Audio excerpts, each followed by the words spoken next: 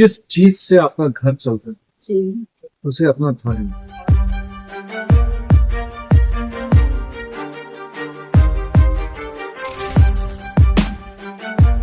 आप just imagine करो कि 47 साल की उम्र में जब लोग अपनी रिटायरमेंट की तैयारी करते रहते हैं, उस समय मैंने छलांग लगा करके अपनी ब्लू ओशन स्टील्स यही ऑफिस चालू किया। और जो उम्र रिटायरमेंट की मानी जाती है, उम्र की 47वें वर्ष में जॉब छोड़कर बिजनेस का एक जोखिम भरा निर्णय आपने लिया। 2 लाख टन स्टील इस माध्यम से हमने लोगों तक पहुंचाए हैं। आपकी किताब ले चला आपके अनुभव का सार है, तो इस किताब के माध्यम से आप युवाओं को क्या प्रेरणा देना चाहते हैं? मुझे मालूम है कि इंडिया को अगर सुपर पावर बनाना है तो शायद हमारे कंट्री में 100 नहीं, 1000 नहीं, लाख नहीं, शायद करोड़ों स्टार्टअप्स। इंडियाज को जो या उन बंदों को जो हेजिटेट कर रहे हैं कुछ करने के लिए, उन्हें मैं एक ऊर्जा देना चाहता हूं कि वो एक छलांग लगाए।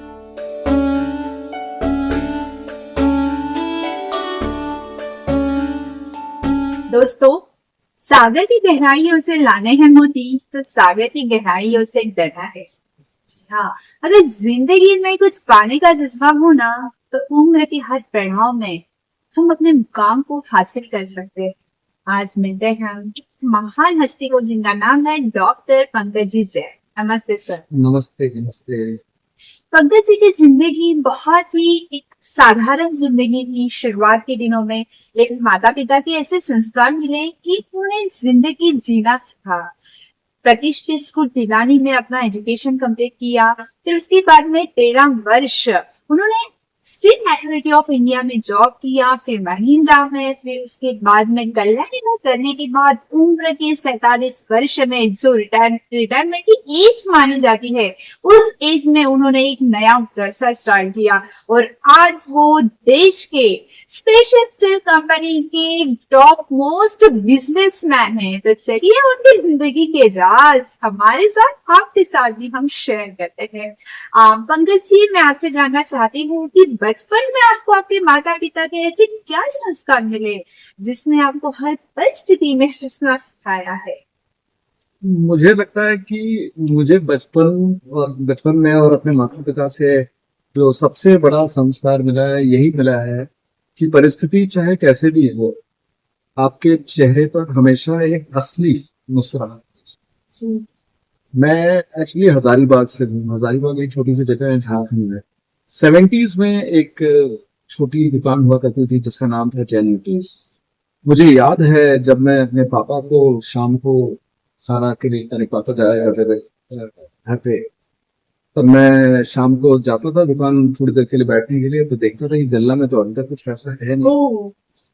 तो लेकिन मैं हमेशा देखता था कि मेरे पिताजी चाहे सिचुएशन कैसे भी हो, उनके चेहरे पर हमेशा एक स्माइल रहता था और एक विश्वास रहता था कि आने वाला समय अच्छा होने वाला है। और मेरी मदर का भी ऐसी सिचुएशन। मेरी मदर को कोई भी मेहमान आ जाए तो बड़े खिलाने में इंटरेस्ट। मुझे याद है कि किचन में कई बार चीजें पूरी नहीं होती थी, लेकिन फिर भी मेरी मदर इतनी क्रिएटिवली कुकिंग करके हर मेहमान का दिल जीत लिया करती थी। और लोग समझते थे कि बड़ा क्रिएटिव टेक्निक है, लेकिन एक्चुअली वो उन्हें पूरा कैलकुलेशन मालूम होता है। तो पॉइंट जो मैं बोलना चाह रहा हूँ कि ये जो संस्कार है कि परिस्थिति कैसे भी हो, लेकिन आपके चेहरे पर एक मुस्कुराहट होनी चाहिए जी। वो शायद ये मेरे माता पिता का सबसे बड़ा देन है और सबसे बड़ी चीज है मेरे लिए और मेरे लाइफ जी। मुस्कान की मेरी कविता है जिसमें कुछ काव्य पंक्तियां मुझे याद आ रही है। मुस्कान का नहीं है कोई जवाब, अच्छी लगती है बाहर किसी को जनाब, प्यार भरी मुस्कान के है सभी दीवाने, याद रहते हैं जीवन में वो प्यार भरे अफसाने, वो प्यार भरे। Thank you so much sir. Pilani जैसे प्रतिष्ठित स्कूल में आपने आपका एजुकेशन किया, जबकि आपकी परिस्थिति काफी साधारण थी, तो उस वक्त की कुछ यादें हैं जो आप हमारे साथ शेयर करना चाहते हैं? पिलानी डेफिनेटली उस जमाने में, आज भी शायद one of the most prestigious schools में से था। और शायद मेरा पिलानी में एडमिशन होना और मेरे बाद में मेरे 3 और भाई बहन, उनका भी अच्छे जगह एडमिशन होने में एक ही चीज थी और वो था मेरे फादर का एक विश्वास, और विश्वास या मैनिफेस्टेशन कि मेरे बच्चों का एजुकेशन अच्छी जगह का। और कुछ तो पिलानी में मेरा एडमिशन उन्होंने किया, कैसे किया मुझे नहीं मालूम, क्योंकि दिल्ली में तो पैसे दिया नहीं जाता। जी जैसे भी किया, बड़ा अच्छा किया।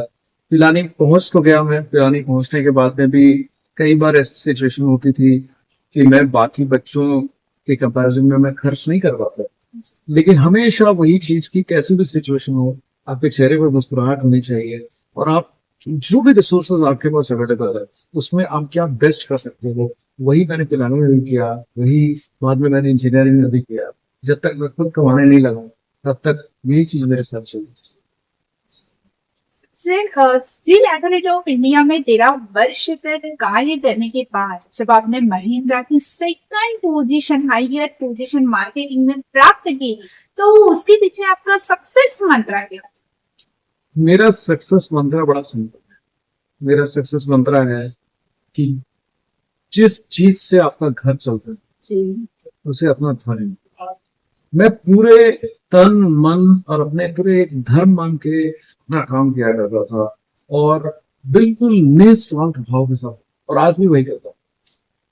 इसमें करते करते मुझे एक चीज और का बड़ा ये हमेशा ये रियलाइजेशन होता था कि जब भी मुझे कोई काम दिया जा रहा है तो सामने वाला को या किसी और पार्टी को उस चीज की एक्सपेक्टेशन, तो मेरा ये ड्यूटी बनता है कि उसकी उम्मीदों को मैं पूरा करूं। तो मैं अपनी पूरी कोशिश करता था कि निस्वार्थ भाव से अपने तरफ से बेस्ट काम करूं, और जिस चीज से मेरा घर चल रहा है उसको अपना धर्म मान के अपना बेस्ट टू बेस्ट समझ। जी, नेकी कर दरिया में, कर्म करते रहो, फल की अपेक्षा मत करो, तो जिंदगी में हर मुकाम को हम हासिल कर सकते हैं। Sir, steel authority of India में जॉब करने के बाद महिंद्रा में किया, कल्याणी में किया, हर जगह एक हाईयर पोजीशन को प्राप्त किया, और जो उम्र रिटायरमेंट की मानी जाती है, उम्र की 47वें वर्ष में जॉब छोड़कर बिजनेस का एक जोखिम भरा निर्णय आपने लिया, तो क्या यह निर्णय लेते वक्त आपको डर नहीं लगा? देखिए, सच्चाई इसमें कोई डाउट नहीं है कि जब मैंने ये डिसीजन लिया था तो जरूर लगा। मैं भी एक ह्यूमन बीइंग, और डेफिनेटली उस समय मैं बहुत ही कंफर्टेबल सिचुएशन में था, बहुत अच्छी हर तरीके से सब कुछ बड़ा अच्छा चल रहा था। लेकिन मेरा ऐसा मानना है कि हम सब इस धरती पर जो जन्म लिया है मानव जाति से, तो एक ही बार हमारी लाइफ होने वाली है। तो मेरा ऐसा सोच रहता है कि जो भी आपको करना है, आप उसमें सक्सेसफुल हो या ना हो उसके बारे में ज्यादा चिंता मत करो। अपना बेस्ट करो और कोशिश तो करो, क्योंकि जिस दिन हम सब एक दिन जब हम समाप्त हो जाएंगे तो हमें इस चीज की गम नहीं होनी चाहिए कि यार हमने ट्राई ना। जी तो उसी पॉइंट के साथ मैंने अपनी कंपनी चालू की जिसका नाम है ब्लू ओशन स्टील्स।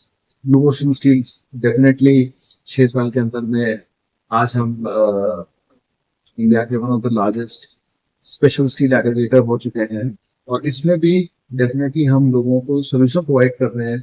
काफी बड़ी प्रॉब्लम थी एक इंडस्ट्री में कि स्टील प्लांटों और कंपोनेंट मैन्युफैक्चरर के बीच में, बिकॉज ऑफ द साइज, एक दोनों के बीच में एक शायद एक ब्रिज की जरूरत थी। तो ब्लू ओशन स्टील ने वो ब्रिज बनकर वो उनके ग्रोथ में पूरी एक मतलब उनके ग्रोथ में पूरा समर्थन दिया, और आज भी वही कोशिश करती है कि हम हर कंपोनेंट मैन्युफैक्चरर को इंडिया के one of the best component manufacturer बनाएं, ताकि हमारा भारत एक दिन एक बहुत, जैसे हम लोग हमेशा सब लोग बोल रहे हैं कि भारत को आगे लेके जाना है, तो मैं भी उसमें अपनी एक कंट्रीब्यूशन करना चाहता हूँ। जी, आप जैसे देश प्रेमी से मैं जानना चाहती हूँ सर, उम्र के 48वें वर्ष में आपने पीएचडी करने का निर्णय लिया, वर्ष के 53वें वर्ष में पीएचडी हासिल की, तो आपका जो शिक्षा के प्रति समर्पण भाव है उसका आप हमारे युवाओं को क्या संदेश देना चाहते हैं? तो देश के युवाओं को मैं ऐसा बोलूंगा कि एक तो पहली चीज ये है कि शिक्षा बड़ी जरूरी है, तो चाहे पीएचडी हो या कोई भी कोर्स हो, आप बिल्कुल आपको जो भी अच्छा है करने की, आप पूरी की पूरी कोशिश करें। और दूसरी चीज जो कि बड़ी इंपॉर्टेंट है कि हमें पहला ये चीज है कि एक मन में एक विश्वास करना होगा कि ये चीज मैं कर सकता हूँ। अगर आपके मन में वो विश्वास है कि मैं ये चीज कर सकता हूँ, तो मैं आपको बोलता हूँ कि वो चीज आप जरूर कर सकते हैं।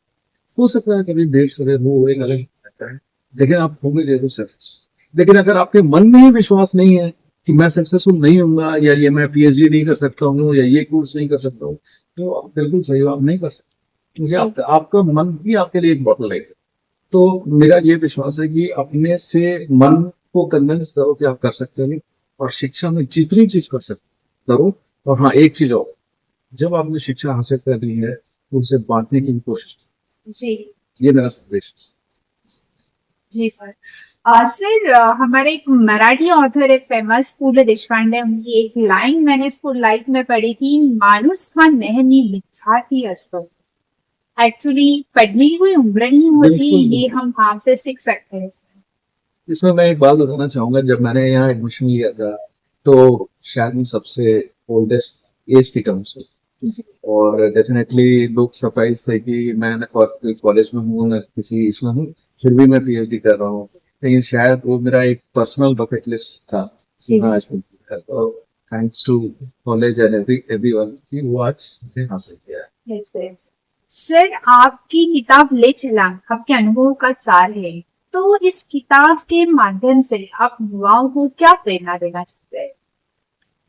ये जो किताब है ले चला, मैं युवा को या कई लोगों से मिलता हूँ जो हमेशा बोलते हैं कि मेरे पास एक आइडिया है और मैं ऐसा करना चाहता हूँ, लेकिन मैं देखता हूँ कि वो किसी न किसी कारण से वो डिसीजन नहीं लेता है और वो हेजिटेट करता है।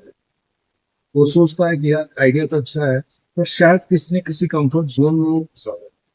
मेरी जो ये किताब है ले चलान, उन आइडियाज को जो, या उन बंदों को जो हेजिटेट कर रहे हैं कुछ करने के लिए, उन्हें मैं एक ऊर्जा देना चाहता हूं कि वो एक छलांग लगाए। अगर उनके आइडिया में दम है तो एक छलांग लगाएं और एक एंटरप्रेन्योरशिप की जर्नी में जाएं। या अगर वो काम भी कर रहे हैं किसी कंपनी में, तो विद इन द कंपनी एक इंट्राप्रेन्योर जैसा काम करें, और बिल्कुल अपने आइडियाज को अमल करते हुए खुद को भी उन्हें बड़ा अच्छा लगेगा, सोसाइटी के लिए भी अच्छा लगेगा, एंड डेफिनेटली भारत देश के लिए अच्छा। जी दोस्तों, ले छलांग ये बहुत ही अच्छी किताब है जो इंग्लिश में बहुत ही सिंपल इंग्लिश है, आपको पढ़ने में बहुत आनंद आएगा। मैंने खुद ने ये किताब पढ़ी है और मुझे खुशी है ये कहते हुए कि इस किताब को हिंदी का ट्रांसलेशन मैं स्वयं कर रही हूँ और मुझे करने में बहुत ही आनंद आ रहा है। तो जल्द ही हिंदी संस्करण भी आपके सामने, हिंदी बुक भी पब्लिश हो जाती है। सर आपने भी, आप यूनिवर्सिटी से, कॉलेज से जुड़े हैं, आप युवाओं को स्टार्टअप करने के लिए प्रेरित करते हैं, तो आप भारत को भी एक स्टार्टअप राष्ट्र के रूप में देखना चाहते हैं, उसके पीछे आपका क्या विजन है? मेरा इसके पीछे ये विजन है कि मैं देखता हूँ कि जो भारत की युवा पीढ़ी है काफी इंटेलिजेंट, जी उनके दिमाग में कितने अच्छे अच्छे आइडियाज हैं। अभी मैं आपको एक छोटी सी इंसिडेंट बताता हूँ। अभी रिसेंटली जब मेरी किताब लॉन्च हुई थी तो एमआईटी के अंदर में 1000 ग्रुप्स ने, 6000 स्टूडेंट्स ने आइडियाज प्रेजेंट किया, हैकाथॉन करके प्रोग्राम थे, वहां पे आइडियाज प्रेजेंट किया। इतने अच्छे अच्छे आइडियाज लोगों ने दिया था अलग अलग फील्ड्स बिजनेस करने के लिए। लेकिन जब मैंने प्राइवेटली कुछ बच्चों से पूछा कि आप फाइनली ये आइडिया करने वाले हो कि नहीं, या सिर्फ ये प्रोजेक्ट के लिए किया था, या हैकाथॉन के लिए किया था, तो मुझे ऐसा लगा कि वो आइडिया तो अच्छा है लेकिन उनके मन में कोई ना कोई हेजिटेशन। जी मेरा युवा पीढ़ी को ये कहना ये है कि पहली तो ये मान के चलो जो भारत की युवा है सुपर इंटेलिजेंट। ये हम हमेशा देखते हैं कि आज बेस्ट ऑफ द कंपनीज में इंडियंस ऑक्यूपाई करते हैं सीनियर पोजीशन। दूसरी इंपॉर्टेंट चीज ये है कि भारत आज जिस पोजीशन में है, यहाँ से भारत की ग्रोथ बहुत ही अच्छी हो सकती है। जी तो हम सबको तो एक्चुअली धन्यवाद देना चाहिए कि इस समय हम भारत में हैं और हमारे पास कोई आइडिया है, कोई हम प्रॉब्लम को सॉल्व करने के लिए कोई आइडिया है, तो आई थिंक समय नहीं लगाना चाहिए, हमें एक छलांग ले लेनी चाहिए। वर्ड्स एंटरप्रेन्योरशिप, खुद पे विश्वास करो, जिंदगी एक बार मिली है, ले लो छलांग, ये मेरा सपना है। बिल्कुल, और ले छलांग लेने के लिए हम ऑलवेज रेडी होगी। क्योंकि आप जैसे ऑथर हमें आगे बढ़ने के लिए प्रेरित करते हैं। सर 24 घंटे में से लगभग 15-20 घंटे आप काम करते हो, तो आपकी ऊर्जा का रहस्य क्या है? थोड़ा सिंपल, जी। जब आप काम को काम समझो ही ना और उसमें आप लगे रहो क्योंकि उसमें मजा आ रहा है, जी तो आपको वो आपको टाइम ऑटोमेटिकली स्पेंड हो जाएगा। जी जब मैं कोई भी काम करता हूँ तो बड़े जुनून के साथ करता हूँ, जोश के साथ करता हूँ। पहली चीज ये है कि मैं काम ही वही पकड़ता हूँ जिसमें मेरे को मजा आता है। तो जब काम करने में मजा आने लगेगा तो डेफिनेटली फिर वो 10 घंटे हो 15 घंटे हो, क्योंकि आप मजा ले रहे हो। जी हमें तो मैं रुचि मजा लेता हूँ एक्चुअली, Yes. काम नहीं करता हूँ, मैं मजा लेता हूँ। Oh that's great. मतलब को अगर रुचि हो तो हमें समय का बिल्कुल। पता ही नहीं चलता। आप देखो, आपको अगर खेल में रुचि हो, आपका जो भी हॉबी का आपका एरिया होगा, डेफिनेटली आपको आपके समय का अंदाज नहीं लगेगा। और वही अगर कोई ऐसी काम है जिसमें आपका दिल नहीं लग रहा हो, तो लगेगा यार ये समय कटे जरा तो हम निकलें फिर। तो मेरे को लगता है कि हमें ऐसे काम करने चाहिए जिसमें हमें मजा आता है, और वैसे काम में पूरे जुनून और जोश के साथ करना चाहिए। हमें एक डिफरेंट काइंड ऑफ सेटिस्फेक्शन, तो मैं मजे लेता हूँ इससे। That's great. सर आज का अंतिम सवाल, अच्छा जीवन जीने के लिए आप युवाओं को क्या प्रेरणा देना चाहते हैं? अच्छा जीवन जीने के लिए मैं युवाओं को ये बोलना चाहूंगा कि सबसे पहले तो ये बिल्कुल समझ लो कि आपकी जो ये फिंगरप्रिंट है ना, ये यूनिक है पूरे दुनिया, तो किसी की कॉपी कैट मत। जी बिल्कुल। ये मत देखो कि आप क्या कर रहे हैं, मैं क्या कर रहा हूँ। आप यूनिक हो, आप यहाँ कुछ यूनिक करने के लिए कर रहे हो। तो पहली चीज अपनी यूनिकनेस को समझो, और वो जो यूनिकनेस है उससे आप अपने अगर करियर या एक प्रोफेशन उसमें आप अगर कन्वर्ट कर सकते हो, तो नथिंग लाइक इट। हर बंदे को भगवान ने जो दिया है, यहाँ पे बहुत सारी यूनिकनेस है, बहुत सारे स्किल्स है। प्रॉब्लम ये होता है कि हम कॉपी कैट बनने के चक्कर में कभी इसका देखते हैं, कभी उसका देखते हैं, और कभी सब लोगों को खुश करने के चक्कर में हम अपनी यूनिकनेस खो देते हैं। तो पहली चीज है, मैं सब लोगों को बोलूंगा अपनी यूनिकनेस से काम करें। दूसरी चीज, पूरी ईमानदारी से। And तीसरा, खुद पे विश्वास रखो। और ये लड़ाई एक्चुअली अपने माइंड के साथ में है। प्रॉब्लम क्या है, हम सोचते हैं कि हमें कोई दूसरा करने नहीं दे रहा है। मेरा ऐसा मानना है कि सिर्फ एक चीज बीच में आ सकता है, और वो है आपका, वो आप। अगर आपका दिमाग से कन्विंस्ड हो गया कि आप ये चीज कर सकते हो, तो मैं आपको बोलता हूँ कि दुनिया की कोई ताकत आपको वो काम करने से रोक नहीं सकती। बिल्कुल तन मन लगा के इंजॉय करके काम करो, हंसते हुए जुनून और जोश के साथ, मजा आए। जिंदगी जिंदगी जो है एक टेबल, जो आपने पहला क्वेश्चन पूछा था ना कि चेहरे पे मुस्कुराहट, हमेशा मुस्कुराते। जी ये मेरा संदेश है युवाओं को कि उन्हें बेस्ट टू बेस्ट लाइफ एक बार मिली है दोस्तों, एंजॉय करो उस लाइफ।